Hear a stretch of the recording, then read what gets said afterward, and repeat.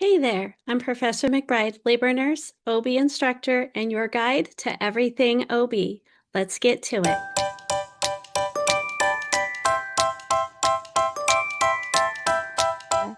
Today we're going to look at the acronyms VEAL CHOP MINE and how it helps us assess and determine interventions in fetal monitoring. So for this, we are going to use the word VEAL, the word CHOP, and the word MINE, and we're going to write them in a column. So the first one is the word VEAL, and it goes down, V-E-A-L. This is what you might see on a tracing. If you see a variable deceleration, it has that abrupt onset where the heart rate drops quickly and returns to the baseline quickly and makes a V shape. E is for early. Early decelerations happen at the same time as the contraction. A is for accelerations. These are increases of at least 15 beats above the baseline and last for at least 15 seconds if the baby is over 32 weeks gestation. If the baby is less than 32 weeks gestation, these are going to be 10 by 10 instead of 15 by 15. And then the L is for late decelerations, and these happen after the contraction starts and returns to the baseline after the contraction ends. So that's the word VEAL. The next line is the word CHOP. The C stands for cord compression. The H stands for head compression. The O means everything's okay. It also can mean oxygenation. And then the P stands for placental insufficiency or placental perfusion. Then the final word that we're going to put in a column is the word MINE. The M is for moving the mother. The I is an intervention is not needed.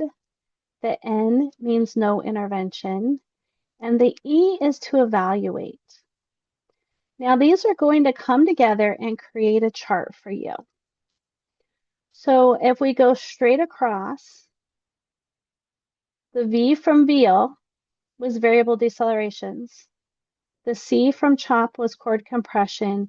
The M from MINE means we should move the mother. So thinking about this, if a variable deceleration is caused by cord compression, moving the mom could relieve pressure on the cord. Next is the E for early decelerations. Early decelerations happen because of head compression for the baby. And intervention is not needed for this. This is a normal finding. Okay, as labor progresses, there's pressure on the baby's head. It can cause early decelerations or those decreases that happen at the same time as the contraction. Next is accelerations or those increases. This is a sign of oxygenation and we have no intervention. This is good. Remember, we need at least 2 of these in a 20-minute tracing for reactive and reassuring tracing.